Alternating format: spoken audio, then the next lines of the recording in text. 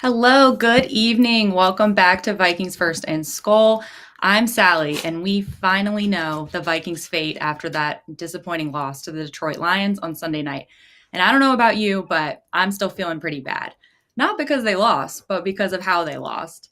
Skoldiers and Spice is all about the Minnesota Vikings fan lifestyle and experience, so obviously we've got to get into the team's decision to spend $2 million on tickets for Sunday's game to make it accessible for our Vikings fans. I did not take them up on their offer, but my guest tonight, Dustin Baker, did, and he is joining me to fill me in on his firsthand experience at Ford Field. Of course, we are going to look ahead to Monday night's game against the Los Angeles Rams, the only other team to hand the Vikings a loss in their miraculous 14-3 season. Will the Vikings and Sam Darnold be able to bounce back from their abysmal offensive performance? Let's get into it.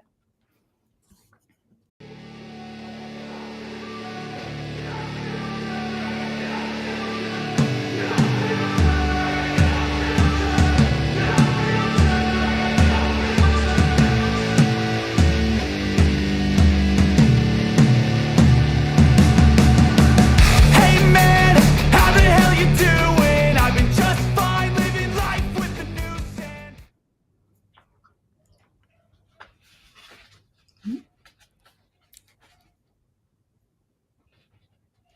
I think we're having a little technical difficulty here, you guys. Hold on a sec. Oh, there we go. Hi, Dustin. Yo, what up? Hi, how are you doing? Not bad. My weekend was like a big, just feel like it was vaporized because it was so much driving and then a single day in Detroit and then driving home. But I am here to chat with you about that event and then preview Yeah. this Rams game. Yeah, I can't even imagine, which it was a tough decision for me to not go. But in hindsight, I think I made the right decision. But there is just so much to say about Mhm. the Vikings and their first loss since week 8. And this game caught me by surprise for many reasons. But those surprises started on Friday morning when I woke up with a text from you saying that you got this really cool, unique opportunity to be able to go to the game. So I want to hear all about that experience because, like I said, I passed on it, but it was very tempting. So tell us how did that come about, and how did it all go down? Yeah, I can give you a play-by-play of what happened because it's really kind of a cool story. So I have been a Viking season ticket holder since US Bank Stadium opened. We signed up in 2015 and then have been going to the games ever since. They have never emailed me and said, "Hey, dude, would you like to go to a game that we have bought?" They've never done anything like that. So I Mhm. saw the email on, I believe, on Thursday, and it said we have this special opportunity for season ticket holders to go to the Lions game. I skimmed it and I thought, yeah, I'm not spending $1,000 to go to that game and drive 13 hours there because the airline prices were already astronomical. So I discounted it. On a whim that evening at dinner, I told my wife, I was like, yeah, I guess they got some tickets and they're seeing if Vikings fans want to go. My wife's like, well, how much are they? And I was like, the email didn't say. And she was like, well, just email them and ask. And I was like, all right. So I did that. And it turns out, as we know now, but I didn't know at the time, they were selling lower level seats for $200. And I got that email and I was like, well, wow. So I had to get a dog babysitter because my wife had a pre scheduled trip to go to Denver. And then I had to make sure Yannick, who's staying at my house during this Vikings little run, he wanted to go. Certainly he wanted to go. And then I had to make sure my kid could take Monday off school. So I called my season ticket representative and I was expecting him to say, like, yeah, it's going to be in row Z. And that's what it Right. is. And he was like, I can get you 5 rows from the field. And I was like, what is going on here? And so I was able to capitalize on that. We bought the tickets. I mean, the place where we were sitting, the tickets I checked were going for like $1,800, and we got them for Oh my God. $200 a piece. Another Wow. cool part about this is the weather was pristine. Usually, if you're going to do an impromptu road trip in the upper Midwest, you're not going to have like just crystal clear weather. Well, we did. The joke was on us because the Vikings lost. But regardless, we made the 13-hour drive on Saturday. And Mhm. then Sunday went to the game. Went downtown Detroit beforehand, and then watched the kind of the massacre. Although it was within the balance, I will argue, for the first 2.5, maybe 3 quarters. So that Mhm. gave me a little solace leaving. And then as we were leaving, we took the walk of shame at about 3 or 4 minutes left in the fourth quarter. And Lions fans were SKOL chanting at me while I was walking out. Oh. Yep, Mhm. probably what we deserve if we invade their stadium.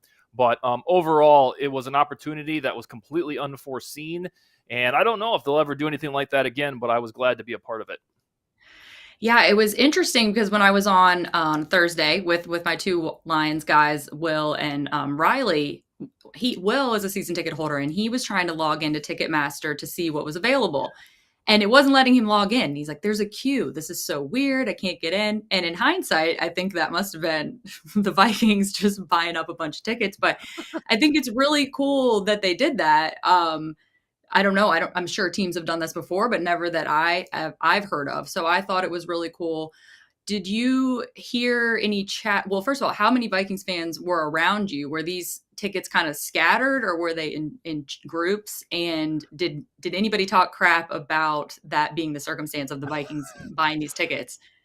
So we didn't have, I think it was 1,900 tickets that were for sale, and like the Saturday of, or the Saturday 18 hours before kickoff, my guy Yeah, emailed me again and said, "Hey, do you want to buy more?"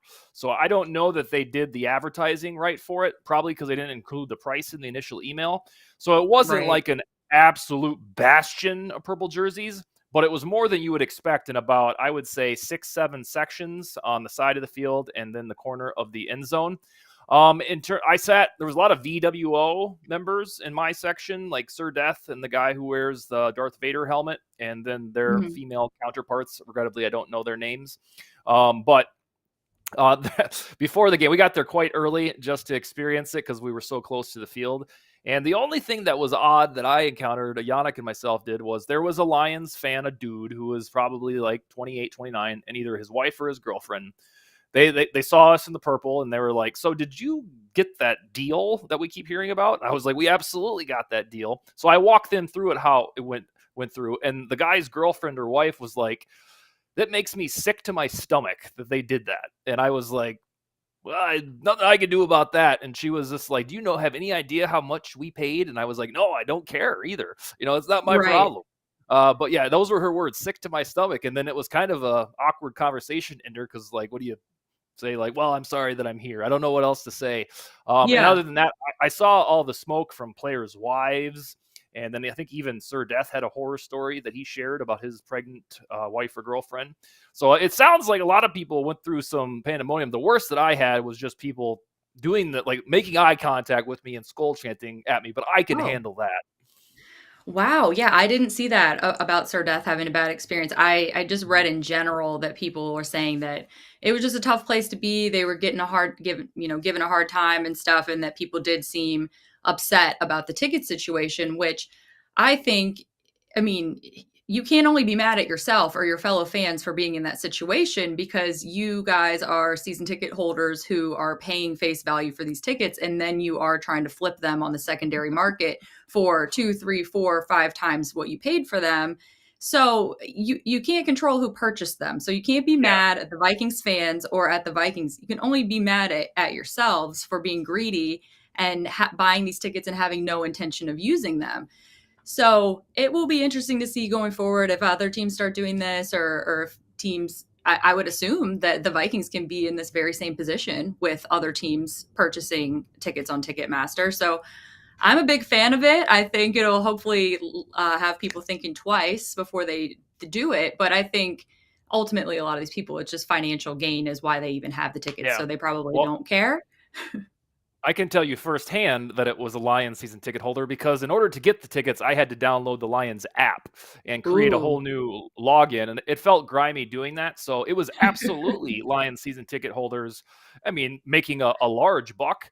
And so the fact that one would be upset that somebody did a goodwill gesture, the Vikings owners, and then, ended up having our fans in that state. I mean, if you're upset about that, you can eat a dick. I mean, there's nothing you can do right. about it. Yeah, it's your people that sold the tickets because they wanted to make a bunch of money. while the Yep. Wilfs one upped you and paid the price because they're billionaires, for the Wolves one upped you and paid the price because they're billionaires, for the everyday guy like me to go and have a good time. Exactly. And I was saying, I think they ended up getting two false starts. So it was only a million a piece, a million per false start. It could have ended up working out, So yeah, I just think really cool of the Wilfs to do that. And how was it driving home though? Did you guys drive home that night, or did you get a hotel, or how did that go down? Well, I have a friend who lives in Detroit, and we stayed there. They have basset hounds, so it was like they had 3 basset hounds. That's how I know them, from a Facebook group. So we went from our 3 basset hounds to their 3 basset hounds. So I had free lodging. That was another. It ended up being a really affordable trip because we took my wife's Hyundai Elantra, which gets extraordinarily good gas mileage, free lodging, and then $200 tickets a piece. We drove back Yeah. on Monday morning. So we left at, like, let's see, 9 a.m. Detroit time, and then got back home 9 p.m. Central time in Sioux Falls, South Dakota. It was a long drive, and we listened to Talk Radio Black Monday, all the coaches getting canned. We listened to your most 2 recent podcasts on the way there to get prepped. So here's the deal, Sally. If I've been a Vikings fan since 1996. I knew there was a really reasonable possibility that I was going to blow my whole weekend and 600 of my dollars to have my heart broken. You sign up for Right. that if you're a Vikings fan. So Oh, I for did sure. not leave. I did not leave that stadium thinking, "Oh my God, what the hell happened?" I was like, "All right, they did it again. Good thing they got it out of Right. their system now, and it's not a lose or go home." That was my Yeah. solace. But no matter how you dice it, it was a long drive. Yeah, absolutely. I can only imagine. But let's say what's up to the chat real quick. I see Chris Thompson is saying he's a fans first guy. So if he's not using the tickets, he's going to sell it for what it's worth. And I am completely with you. I feel like it is such bad karma for somebody like myself who buys tickets to things all the time, last minute or whatever. It's such bad karma to mark your tickets up so much because there's going to be a situation where you're in the same situation. You want to go to a concert or whatever the case may be, and you can't get tickets to it. I think that it's just gotten so out of control. So I'm with you there for sure. I understand why people do it. If you have the disposable income to buy a bunch of tickets you're not going to use, I guess more power to you. But you really run the risk of having people in those seats who, you're gonna have some finance bros in your seats instead of some crazy, ass fans who really want to be there and would appreciate it. But all right, who else? I see JB's here. What's up? Someone, and I lost it. David says that my lip smacking is way better than it was. Nice job. Thank you so much. I was actually thinking about that earlier today, if that had gotten better. But yeah, Detroit is the new Philly. I agree with you. I think for myself, who has been a longtime defender of Detroit Lions fans in general, and I felt like we have so much in common. We should have this camaraderie. I root for the Lions when I can, when it doesn't affect the Vikings. And it's just like, I think I got to abandon that because they're insufferable. They are the absolute worst fans on the internet. And I don't understand it at all, but I think I got to separate myself from that. But all right, let's move on. As you mentioned, the loss. And here's the thing. We didn't talk before last week, so I don't know. Did you predict that they were going to win this, or I thought it was going to be a coin flip, pretty much. No, I thought they beat the Packers, which they did, and then I picked the Lions 30-27. It's not, in hindsight, a stunner that Sam Darnold looked wildly unprepared, or at least really, really jittery. Like, now that we know that, it's not surprising. The reason I thought they were going to lose is I thought the Lions would get up 14-0 because we had a rocky first possession, and then we'd spend the rest of the game clawing back and get this close. I thought they had it in them. I didn't really foresee a Darnold bad game. I guess I probably should have. But no, I had the Lions winning 30-27. So, I drove there thinking that the Lions are going to win, but the team is usually so damn balanced and consistent that that was the motivation. Like, I want to be on the ground floor of the most important regular season game, maybe in NFL history, let alone Vikings history. And Right. I'll keep saying it for the remainder of our show. I'm really, really glad that was not a win and go home situation. We kind of have you have to dig deep for the silver lining, but it was good to get a turd out of the way when you're not going to be eliminated. And that's what I settled on in that 13-hour drive back, is that we've had that feeling before, and we're really lucky that while it wasn't meaningless, it certainly didn't end the season, and it can be used as chalkboard material, as fodder to get ready for 5 days from now. Exactly. I think again, it's not that they lost, it's how they lost that was surprising to me because this team is so unique compared to the teams of years past that we always refer to, and like you said, they're balanced. They're in this unique situation with the quarterback position that time will tell how that goes. And then on top of that, the kicker situation has been very dependable. When our kicker gets hurt, they bring in a guy who they can also depend on, which all of those factors combined, I don't think have ever existed in any other Vikings team that we've ever been fans of. And so to see them come out on Sunday and none of those narratives hold true anymore. And all year, growing up fans of this team, we know this team is due for at least like 2 clunkers a year. It just happens. They come out, they play 2 sloppy games. This year, they haven't had any of those. Like, obviously, Jacksonville was a struggle, but the defense stepped up. And so to have this in week 18, I'm with you. Like, I guess better to have it now than next week. But it's been really hard for me to wrap my mind around how different that game felt than every other game. I thought it was going to come down to, B flow and how he was going to do it against Ben Johnson. And it ended up not being that way at all. Yeah. So No, it was just one squandered opportunity after another. Like every time the Ivan Pace interception, every time the Harrison Smith interception, they kept getting gift wrapped these little segues to get back in. And each drive, I was like, all right, this is the drive when Darnold settles in and he's going to just make a pass or complete a pass. And he just did not have that in his DNA on Sunday night. Horrible timing for that to show up.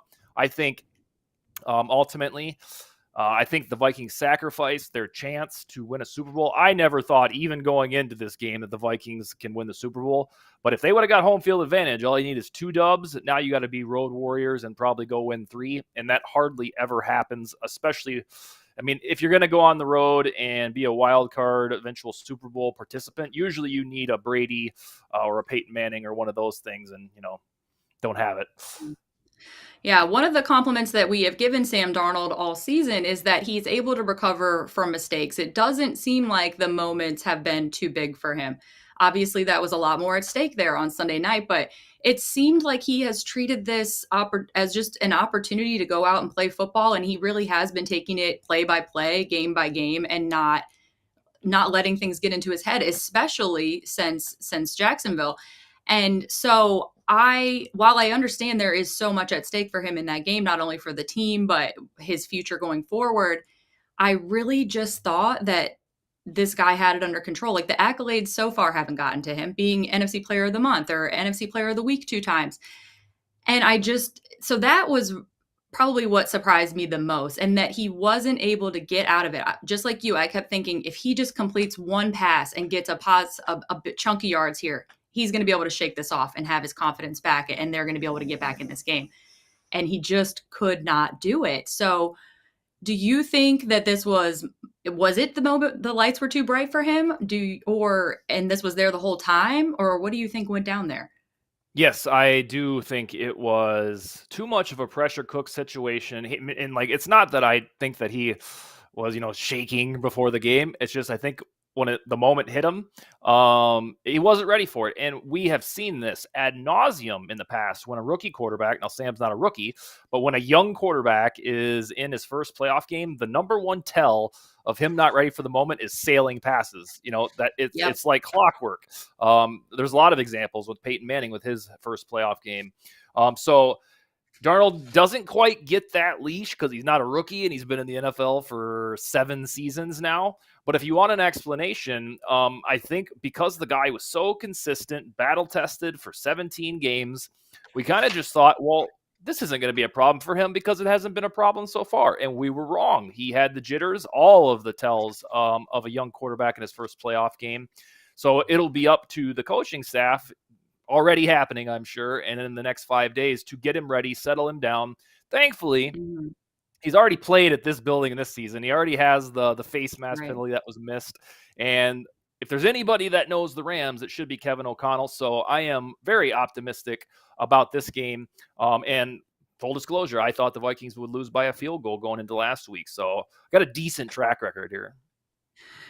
Yeah, I'm with you. I think hopefully he got this out of his system, and now he's going to be able to dial back in and really get there. Like you said, it wasn't a game where they're going to be eliminated. So I guess if you're going to do it, you want to do it now. But just overall, really disappointing, and it kind of reminded me of the Josh Freeman game, to be honest, because it was just the passes. Most of them were not close. There were a couple that hit the guys on the hands, and they were just defended well. But for the most part, they were not close. And to only Nope. Go ahead. When it Sorry, was I thought you were saying something. Yeah, it was. When it was evident that the Vikings were not going to win, I think it was 24-9 or something like that, I turned to Yannick and said, this looks like a game that we watch every week where a team flat out has a shitty quarterback. Like it felt like Dorian Thompson-Robinson was playing for the Vikings. Or Yannick countered and said, yeah, this is just like Desmond Ridder. Like you didn't even feel a shred of, there's the Sam we know and love. It felt like, and that's where the parallel to Josh Freeman makes sense. Like he wasn't a little bit off target. We didn't even have any turnovers when we got our asses kicked. Usually that is a mandatory for the Vikings as the fumbles start happening, interception. And I gave Will Reichert a little grace because the field goal he missed was a long-ass field goal. That happens. But yeah, usually turnovers are flooding into the stat sheet. So put simply, like, I don't even know if his passes were accurate enough to be picked off. They were just way too high. And yeah, so the Josh Freeman example exactly reminded me of the Yannick chat we had about, it felt like Desmond Ridder was the quarterback of the Vikings for a week. Yeah, I see David said Josh Freeman game might have been slightly better, and I know that his stats were better. His stats were better than 18 for 41. I know that. I don't know exactly what they were, but well, you guys, we've got 80 people here watching live, including Dustin's mom. So hi, Dustin's mom. It's nice to have you here. But if you guys can subscribe and like, that would mean so much to us. We actually surpassed 5,000 subscribers over the weekend. And so we just so appreciate you guys coming and hanging out this week. Our numbers have been so great. So really appreciate you guys. You're the best. But you brought up Will, and my opinion is, just from watching him, first of all, the 51-yarder, I was surprised that KOC decided to go for that just because of the offense that he was playing, and because it was obvious to me at that point that Will was already struggling. I don't know. I think KOC denied that there was an injury going on with him, but to me, he didn't look like the same guy, at least what they showed on camera. He didn't look confident. He didn't have that swagger that gave him the nickname Will the Thrill that we love to hype up. It just looked like something was wrong. And a bigger mistake to me than missing that field goal early was kicking it out of bounds and totally setting up the Lions to be able to score after that. So would you agree that there's maybe an injury going on with him? And do you think it's any possibility that they give Parker Romo a call and see if he can make it in?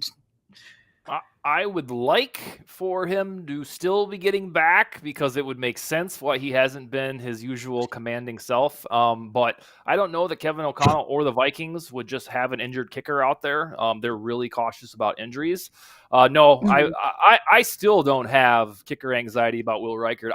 He missed a 51-yarder. That shit happens. So for me, although Parker Romo, I'm thinking about getting his jersey because he was so cool for a month. No, I think Will Reichert will get back to it.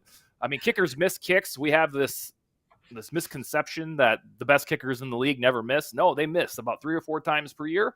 And if Will Reichert missed a 51-yard field goal, that happens. But it was funny. The kick out of bounds, which completely negated the goodwill we had at the end of the second half, that was the only real marker of the first half that I was like, now this is a bad Vikings game, because this is the kind of shit that goes down when things are going poorly. Everything goes wrong. I still don't, and let's face it, Will Reichert's a rookie too. And I think we apply a rookie standard all players, not just kickers. I think that guy will be fine. Now, if he was sitting there missing, if he was like Jake Moody for the Niners, if he's missing extra points, and then, by the way, here's a 38-yarder that he can't handle, I'd be a little bit more scared. But his misses that we're nervous about are really long field goals, and I want to give the guy a little grace. I still think he will be great. I agree. Yeah, it was just more so the body language for me that made me think, Mhm. "Ugh, And I couldn't see that. is there oh, yeah, I guess, of course, and Mhm. why would you rewatch it? Because it's Yeah, not no really thanks. if you're gonna rewatch it, you'd wanna watch, like, the 22 wide or something, not the actual broadcast, which I was surprised on the broadcast that they really weren't ragging on Sam Darnold or the Vikings at all, but something that also really surprised me, and I don't know, I feel duped by this because I feel like at least the last third of the season, all I hear is, oh, Detroit is depleted defensively. They've got nothing going on defensively. They are going to have to start bringing people off the damn street in Detroit and holding tryouts because they've got nothing in the secondary. And I bought into that narrative that, like I said, I thought it was going to be a shootout. I didn't see it going any other way because of their defensive woes. And then it didn't, it seemed, and at least if, from what the commentators said as well, that they completely changed their game plan. And Mhm. this was something that a style they haven't played in all year. And, Anzalone was back as well. But I just felt so duped that this defense is way better than the bill of goods I've been sold all season. Do you think that Detroit's defense really did step up that well, or was it the offensive issues that really made them look better? Detroit's strategy worked. They're still missing the monsters of rock players like Aiden Hutchinson, Elam McNeil, Carlton Davis, like their cornerstones. They still have two great safeties. But I know exactly what happened. They knew deep in their soul that they couldn't beat the Vikings with their personnel. So they had to institute a zero blitz for most of the game. And if your quarterback can't handle the bright lights of week 18, number one seed, the zero blitz is going to work. Like if Darnold was his usual self, he would have shredded those bitches. And usually he Mhm. would have done that. But this was the game where he decided that he's throwing to people who are 8 feet tall. So they're getting a lot of praise and credit right now because it was like, well, maybe this defense isn't so bad. No, it's still a real sketchy defense. Any quarterback that is that inaccurate is going to make a defense look stellar. So credit Mhm. to them for doing the Campbell thing where they're going to risk it, risk everything by doing zero blitz most of the game. They got lucky that strategy paid off because Sam Darnold just decided he was going to play like shit for a week. So yeah, they Yeah. do get a little bit of credit, but it's not like their reservist guys, these practice squad dudes, are all of a sudden ballers. It's that Darnold made them look like superstars. Yeah, sadly, tough day for Sam, tough day for the Darnold darlings like myself. Now it's like we gotta reconsider some things maybe, but I'm glad if he was gonna do it, at least he did it now, and instead of saving it for next season or something after a decision is made. So that's at least one thing on the bright side. Now we have more information, but let's see. Cause and Effect wants to know: is there a scenario where we could get a playoff home game, and if so, how? I believe yes, Oh hell correct? yeah. It's just if the higher seeds, or sorry, the low seeds win this weekend, correct? Yeah, all you need, whomever asked that, all you need to do is become a Packer fan on Sunday. That's it. Yep. Jeez. And this happens like once every 2 or 3 years. I swear to God, because I try it. I'm like, all right, strategically, we need the Packers to win. I'm going to be an adult, and then I sit down on my couch and I can't do it. And I'm like, screw these guys. I don't give a shit about what happens. Though. That's probably going to happen this weekend. But yeah, and these are somewhat realistic things. If the Eagles lose to the Packers and then the Commanders sneak up on the Bucks, bada bing, you Mhm. have a home playoff game in the divisional round, and then you'll hope that let's see, the Packers beat the Lions, and then the NFC Championship would be at US Bank Stadium. So the thing that we have Right. going for us that's unlike other years is usually the seventh seed and the sixth seed are kind of a joke. You're like, yeah, that's not Mhm. happening. But this year you have Jaden Daniels. That's fun. And then I Yep. still don't think the Packers are back, but we can't rule out what happened last year when they looked like unbeatable against the Cowboys. So yeah, you need lower seeds to win, and then the Vikings home playoff hopes, and you can get your tailgate fired up again, Sally. It would be right back, like pretty much in a hurry if the Vikings beat the Rams. Right. Yeah. Yeah. We got to get to that first, but I'm with you. I think that oh my god, I forgot. Oh, rooting for the Packers. I can never do it either. I don't know if I can go as far as rooting, but it is going to be a lot easier being that they're playing the Eagles. Yeah. And not only do we hate the Eagles, but I don't want the Vikings going there under any circumstances. So that at least makes it a little easier. But I would love to have another home game. As I was telling you, I didn't really mourn the possibility that like we wouldn't be back there yet this year because the Packers game was such a celebration afterwards, and I just had a lot of confidence that they were going to be able to figure it out. So now I'm like, oh my god, I got all this tailgate stuff all around, scattered around the house. As Jay mentioned in the chat, I had these extension cords, extension cords for the generator, and I had left them at home last time, and so I had to have friends like bring me some to the tailgate so we could have the TV on.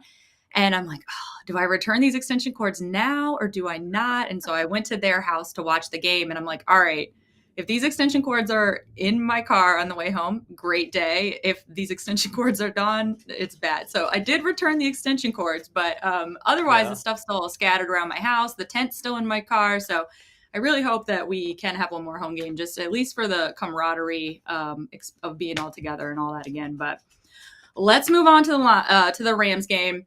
But before we do that, you guys, I want to invite everyone to join my NFL Survivor contest on Splash Sports. I have been hosting these for a few years now with Splash. I'm not a big sports bettor, but one thing I do love to play is Survivor pools because they're really simple, but you also have to use quite a bit of strategy to be successful. So here is how it works. You can sign up through the link that is going to be in the description. And for wildcard weekend, you're going to select 3 teams that you think are going to advance and win their games. The catch is that you cannot select those teams again throughout the playoffs. So, for example, you might look at the Ravens and the Steelers game and think, okay, well, that's a lock. The Ravens are for sure going to win that. You're not going to be able to select the Ravens again in the divisional round or the championship round. So you really have to be strategic on what teams you pick and when. If after that wildcard weekend, all 3 of your teams win, you advance to the divisional round where you have to pick 2 teams, 1 team in the championship, 1 team in the Super Bowl, obviously. So I have 2 pools going on. One's a $10 entry. One is a $50 entry. The winner takes the entire pot. If there's a split or a tie, then oh my God, if there's a tie, the pot is split, obviously. My regular season Survivor ended up going all 18 weeks, which is crazy. That's never happened before. And the 2 people ended up splitting. So it was $4,000 or so. So really cool. But Dustin, I am going to get your picks for Survivor. Who do you got up first as a win in wildcard weekend? Oh boy. Okay. Well, it's too cliche, too easy, but you'd be stupid not to pick Buffalo. I'm a very adamant Bo Nix detractor. I don't think he's going to have staying power. I guess with Sean Payton, they could cook for a while. So I'll take the Bills as my first one. I also chose the Bills for one of mine as well. And then for my second one, I chose the Chargers over the Texans. I just haven't really been impressed with what the Texans have had going on all season, really. And they've been a bit of a disappointment. I thought they were going to be a lot better. And then I'm going with them because I feel safe because I'm not going to want to pick the Chargers again. So I'll just get them out of the way. Yeah. Who would be your second pick?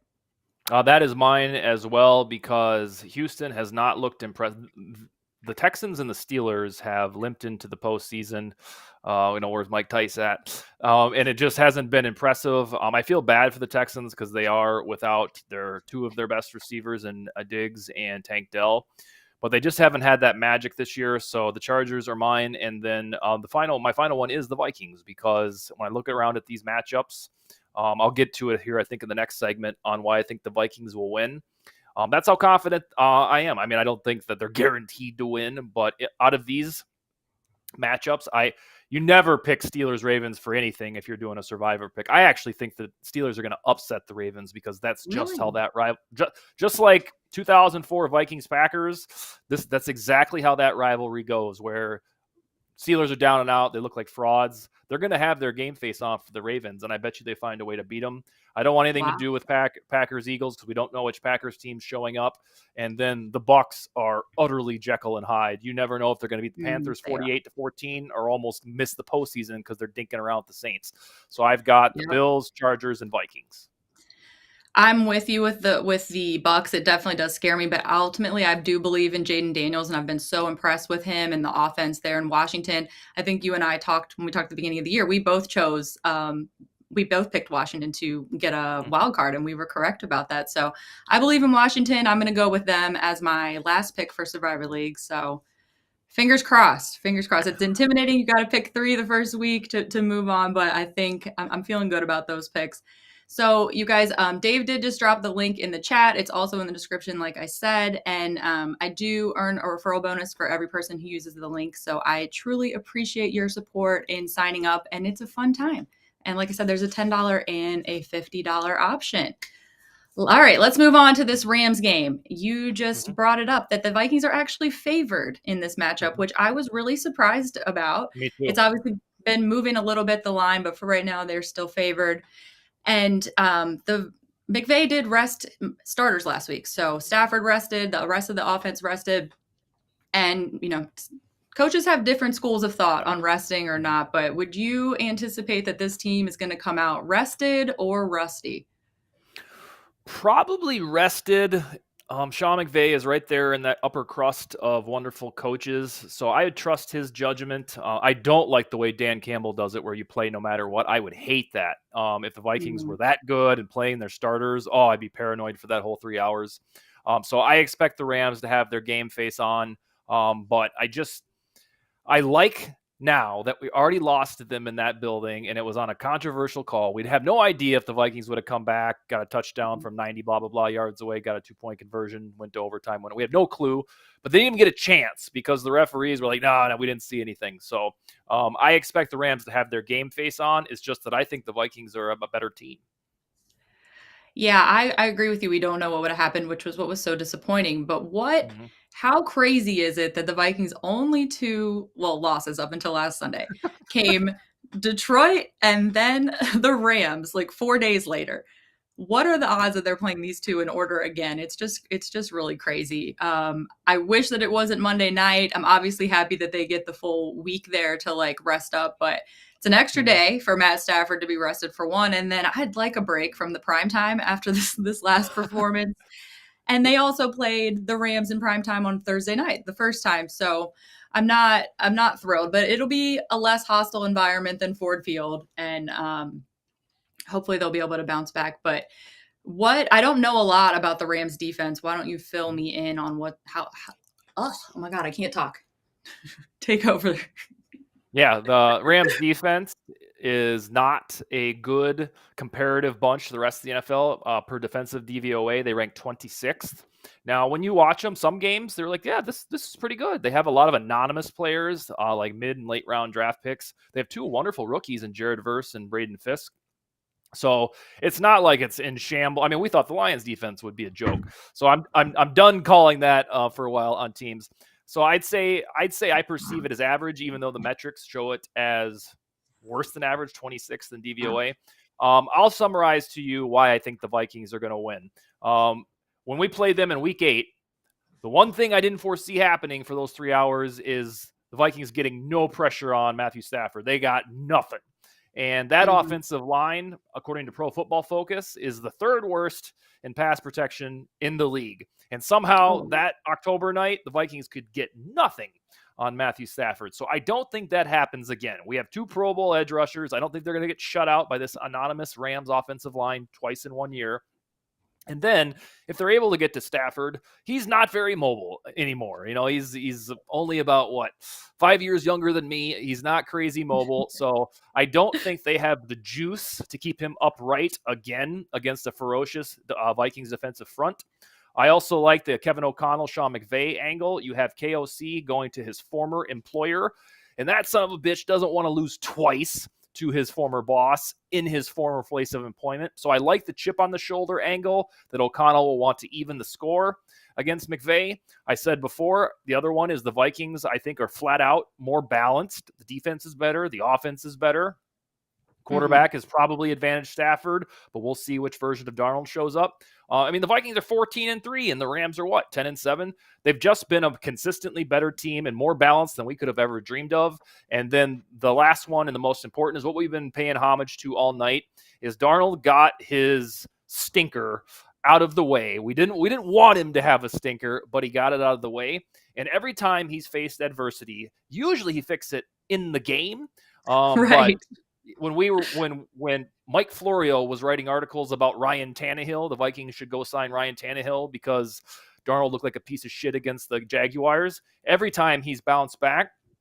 And so it is vital to his career. I'm talking millions of dollars. If he has another turd this game, he's going to get 2 years, 20 million, 2 years, 25 million, and a bridge quarterback assignment from somewhere else. He leads the Vikings to a win. Some team is going to probably give him that 2 years, 80 million. This is his absolute moment. And I believe that it's going to come out a lot better than the Lions game. I don't think he's going to throw 5 touchdowns and throw over 370 yards, but I think he'll throw for 2 or so. I think Aaron Jones will get going, and I do think the Vikings will win. They got their evil damn demons out of the way in Detroit. That's what scares me, though, is that I'm worried that, now I'm worried that he knows that he's capable of this again. And is he going to be thinking about the future? Is he going to be thinking all the things that you just said? Or is he going to be able to put that to the side like I felt like he has been able to all year? I'm leaning more towards he's going to bounce back. But now that we've seen this, I really am concerned because he knows what's at stake. And I can't imagine being in his shoes and having that much pressure, having this redemption season, and then having it all come down to this where it's like, okay, this is where all of this has been fun, but this is where it really matters here. So I hope that he's able to put that to the side. The Rams, they just have gotten so hot here at the end of the season where they started off terribly. I chalk that loss up to more so being on a short week, just coming off an extremely physical game against Detroit. I didn't put a ton of stock in it or get too upset about it that they lost that game because they were in it until the end. And as you mentioned, the face mask just took it away that they even had the possibility to come back. But I am pretty nervous about it. I don't know if I'm ready to make a prediction yet. I was trying to remember before we started here if I picked the Vikings to lose all season when we've talked. I think I probably did week 1. And since then, I can't remember if I did or not. Maybe once, but I've been so confident. This conversation is definitely helping me feel a little bit more positive, but I'm not sure yet if I'm ready to go for a win. But somebody mentioned in the chat about injuries. I don't think that there are many injuries going into this game, is there? Nope. No, it's waiting on Patrick Jones, see if he's ready to go. But my dirty little secret is I don't care because I want to see Dallas Turner play. Right. Darnold, I think, got his foot stepped on, and he has like 12 little injuries that he's battled all year, it feels like. So, no, one of the other silver linings besides getting the shitty game out of the way is they came out healthy, and that means a lot going against the Rams. In case I forget, Sal, this is I'm going to go off tangent here. I listened to your show, and you were talking with those Lions guys, and you endorsed the J.J. McCarthy trade. I don't want to talk about it right now. No, I'm going to bring you back to earth. No. And the only thing I'm going to say is even if Darnold looks great this week, for 4 years, we were on a show together where you were criticizing the Vikings for paying a quarterback a lot of money that we weren't sure if he was elite. The goal is to groom J.J. McCarthy into that elite tier, and anything else is reverting back from that plan. And I'm paranoid that you're going to be sad for endorsing Darnold over McCarthy because we're going to be like, oh, God, well, he's not top 5.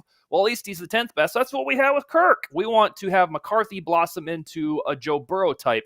We already know that Darnold probably can't do that consistently. We still have hope. And let me tell you this, McCarthy, you should know this in your heart of hearts, Sal. He is ours. He is the first quarterback since Bridgewater that is ours. We always have to get some retread more on and hope for the best. I am glad that we have McCarthy. He can do this. So in time, I want you to try to walk that back because I think you'll see the light. Look, okay, believe me, I have gotten fired up about it. I'm a Darnold darling. I was feeling it last week. Obviously, I have a lot to think about now. I didn't see this coming. I have a lot to think about. That's why I'm not ready to talk about it yet. I'll evaluate my position at the end of the season. I remember those 4 years very well. I know that it makes me come across as a hypocrite. I totally get it. It's just how I felt up until Sunday, and now I'm still processing, and I will know more about my feelings after Monday night. I reserve the right to change my mind. Yes, but I was feeling that way. I had felt that way for a couple weeks and I hadn't said it out loud. And I just dropped that hot take on Thursday night. I don't completely regret it. I just should have maybe kept it to myself a little bit longer. But Well, put this guy and Yannick Eckhart and my son on record. It's McCarthy no matter what. I don't it, care if Darnold gets paid $70 million from the Giants. I don't care if he is discounted for us for $20 million. I want McCarthy to start no matter what, because we have 4 years to get this thing right. Otherwise, McCarthy's going to get the big contract. So unabashedly, I want McCarthy to quarterback the 2025 Vikings. oh my God, Dr. Prado said, Sal, look at the dog. These aren't the takes you're looking for. Yeah. Obviously, she's not into it. She's not into it. I know. It's just it's a situation. It's a good problem to have, as we've said all year. It's a good problem to have, but I feel scared that either way it's going to be the wrong decision. And so I think that's been my perspective, is that I think that it's more of a sure thing. At least I did. I'm speaking past tense up until Sunday. I felt like that was a safer route to go. We have all off season to talk about it, but I've definitely came back down to earth a little bit. I spoke too soon. I hope I didn't jinx the situation. Yeah, so you And did this. we'll know a lot more on Monday. We'll know a lot more on Monday, so we can talk about it again then. I got the Vikes 27-21 over the Rams, and then probably going to Philadelphia, where I believe they will lose, and we will have a playoff win to think about for 8 months, excuse me. That's the way I see this going. I would love to be wrong. The Vikings win and then host that playoff game like we teased, but I'm going to guess the Eagles get they do enough to beat the Packers. I'm trying to look at this I'm feeling really torn, because I keep trying to look at this from the perspective of, okay, going into this season, I saw 6 wins. So I should be happy at 14-3. If they don't win a playoff game, oh well, they've defied my expectations by so much that I can't be upset. But I think that I will be upset if they walk away from this amazing season and don't get a playoff win. I think it will say a lot, because of how we have talked about how balanced this team is and how it isn't a fluke like 2022. They weren't just getting lucky all the time. They have played really well this entire year. So I'm trying to make peace with that in my mind, that if they don't win, I'm not going to be too bummed. But it would be really great to see this team get a playoff win. When is the last time? Was the last time 2019 season? Against the Saints with the overtime drive from Kirk to Rudolph. Yeah, exactly. So it's been a long time. The talker that you just gave, about 14 wins, I only expected 6 or 7. You tell yourself that Tuesday morning. We don't do that right now. Right now, this team is good enough to win a single playoff game. So that's why we feel the way that we do right now. They're not accidental. They're not just getting lucky all the time. They don't rank 28th in DVOA like they did in 2022. Right. This team is really good, and they should be better on the Rams, even if it's at their building. Yeah, I've tried to put it to the side and, like you said, keep it till Tuesday. But we had a post-game show on Sunday night, and man, the chat was just abysmal. And I was just like, oh my God. And I haven't been on Twitter much this week, but from a little bit that I've gathered, people are jumping ship and they're feeling very negative. And all of a sudden now, KOC is not a coach of the year candidate, and everyone's very upset. And now, I don't even want to give any credit to the whole rumor of trading KOC for picks. Like, I think that's so unfathomable that could even happen. But it seems it would be great if KOC could get a playoff win to put a bow on this season, and then let's move forward. But what do you think about Brian Flores and the interviews that he's been requested for? Are you concerned about any of that being a distraction? And what is the likelihood that he does get one of these jobs, do you think? No, I'm not concerned about it being a distraction, mainly because when it comes to player, or in this case, coach empowerment, I always side with the player or the coach. And so Brian Flores absolutely deserves to go on these interviews. And they're mainly Zoom calls, like exploratory, like we all have at our like job search. They're not like some gigantic, like flying you out to Chicago. So right now he's been requested by the Jets. I don't think he'd end up going there, because he said he wanted to go to a sturdy organization, and that ain't it. The Bears, I'm convinced ultimately they need to find a quarterback whisperer, kind of like KOC, because otherwise they're going to squander Caleb Williams, who is really talented. And then Flores came out today and told the media that he would love an interview with the Patriots. So That one is my smoking gun. I predicted that last year, and then they didn't even Right. interview him. So I think Mike Vrabel is the front runner. They're just going to hire another linebacker from Patriots past. But Hmm. the Patriots owe it to themselves to interview Flores. He was there for 14 seasons as a scout and then a coach. He's got 4 Super Bowl rings there.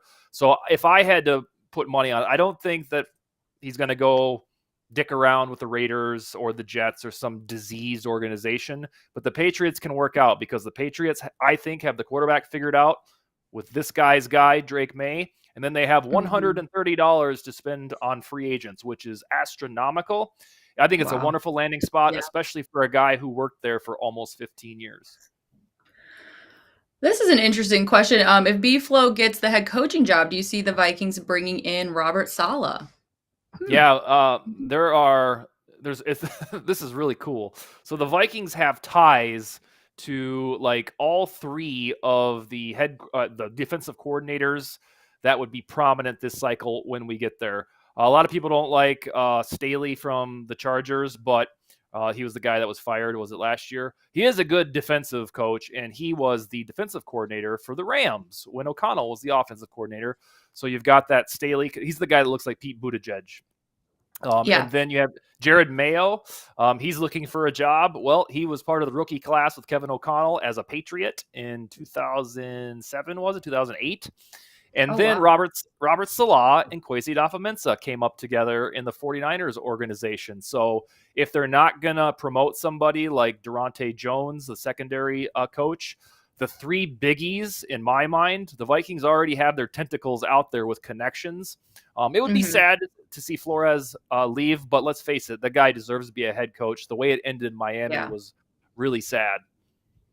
I'm with you. I think if he gets an opportunity in an organization that isn't diseased, he will most likely take it, and he should take it. It's been a long time since he's been a head coach now, and I think we all pretty much all in agreement that it really isn't fair. So I hope he Mhm. does get another shot for his sake, but it will be a bummer to have him leave. And All then we get right. we get Well, we get 2 compensatory picks if he leaves. 2? Yep, in 2026. Oh my gosh. Okay. Well, that's not bad. Mhm. All right. Well, what else? Do we have anything else that we need to mention here? Oh, let's see. Uh, No, because let's see. you never like to peek ahead at the off season, rightfully so. So I would Well, say yeah, you can't tell me that we can't talk about the season as a whole until Tuesday and then talk about it in more in depth than we already have. no, yeah, but the things that come to mind are like long term need. They need a corner, they need a defensive tackle. We'll get to Oh, shows like sure. that. They're going to have their own like 75 million to spend if they don't spend it all on Darnold. So this offseason is going to be really fun. You'll have a lot of storylines, whether Harrison Smith retires, whether Flores leaves, when's KOC's extension. And then they already wrapped up Darisaw and Jefferson, so we don't really even have those big ticket items. And then the 2022 draft class was so bad, there's nobody to re-sign. This would be the time we'd start talking about that. That's true. I guess that is one silver lining. We don't have to worry about that. But all right, you guys. Well, everybody, thank you so much for hanging out in the chat tonight. Thank you, Dustin's mom, for tuning in. We are so happy to have you. Again, if you guys want to join the Survivor Pool, really appreciate it. The link is in the description. I am not ready to make a prediction. Like I said, I think I'm going to wait for Thursday, let myself get a little more purple positivity in my veins before I make my prediction on Thursday. But I'll be back Thursday night. You guys make sure you tune in to Tyler's show tomorrow. And Dustin, let everybody know where they can find you and your YouTube channel Sure. and your Vikes writing. Now.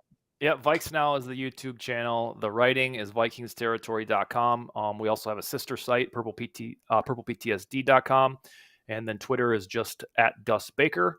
And it's going to be a fun week. I think everybody has started to put the sorrow behind them and started to look ahead. And we're only 4 or 5 days away from Monday Night Football, Rams Vikings. Oh God, I'm telling you, I'm dreading this prime time. No more prime time. But all right, you guys, thank you so much for tuning into Vikings First and SKOL. This has been Skoldiers and Spice. Give us a like, subscribe, and SKOL, we're out. Skol, baby. Like, subscribe, and ring the bell. And rate us on your favorite aggregator. And a big shout out goes to Sal and her guests. on this Vikings First and SKOL production, partnered with the Fans First Sports Network. Thanks, everyone, and SKOL.